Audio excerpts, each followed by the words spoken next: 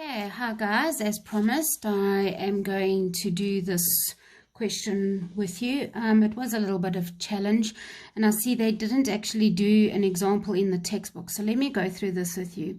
So remember, we have copper sulfate. This is hydrous copper sulfate because it has the waters of crystallization. So we can treat this whole thing as if it was one compound.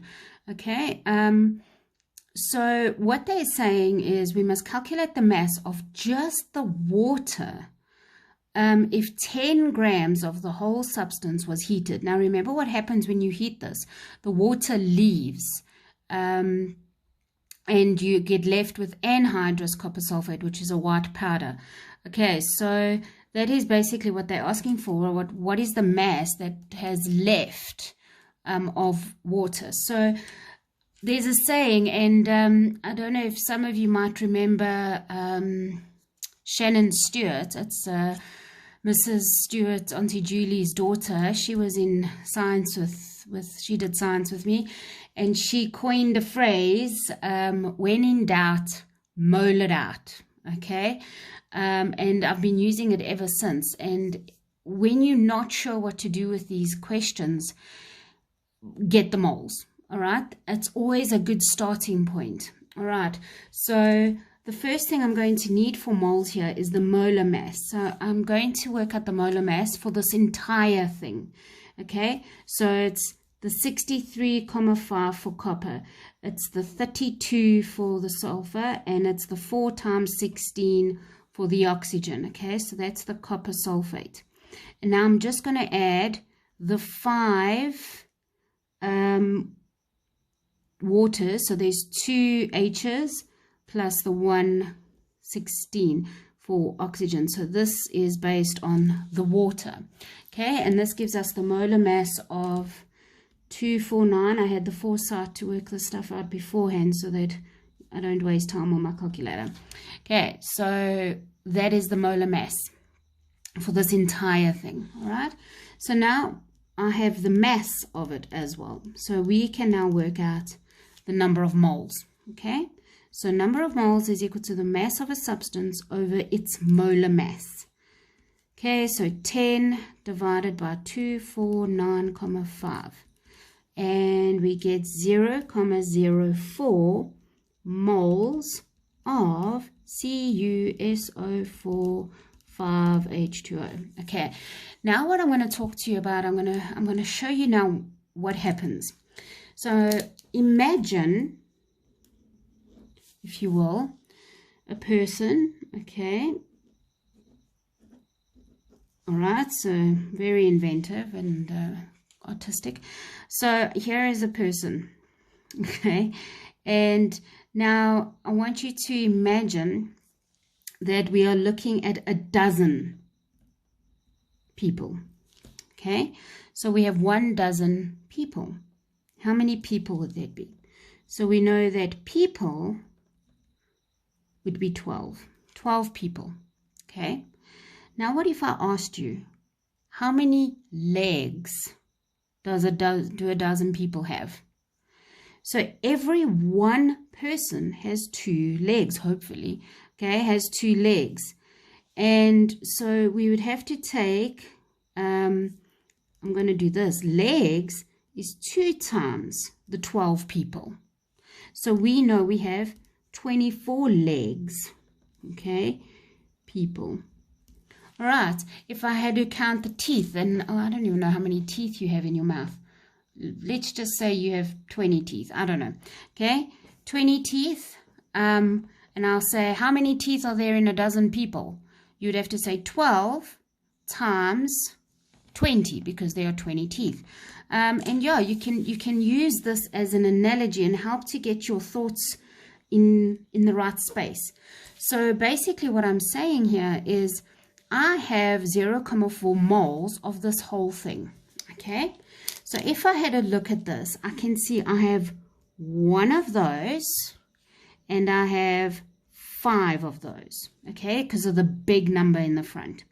So I could actually say that I have 0,04 moles of CuSO4, okay, but if we had to now take those waters away from the copper sulfate, like we could take the legs away from people, we know that there are 5. Imagine there were 5 limbs. Imagine we just want a body. So we've got 2 legs, 2 arms, and a head. Okay, a head's not really a limb, but let's just imagine it is. So I've got 5. So how many limbs in 12 people? 12 times 5. And it's the same thing. How many moles, or how many of these things we know we've got 5 in one molecule, okay, but I have so many moles of them, okay. It's just like the dozen, the 12, okay. So I know I can say, oh well, one of them has 0.04 of CuSO4, but now 5 times the 0.04, because remember the CuSO4 can break up into 5 waters. Okay, 5 waters can leave. Sorry, I'm hearing, I think my cat's playing with something in my room. Katie, what you got? It's so gross. Yesterday I had a mouse and a big fat black lizard. And really, I actually dreamt about the lizard because I can't find it anywhere. It was lost in my room somewhere, in my house somewhere. She's naughty. Anyway, sorry, back to this.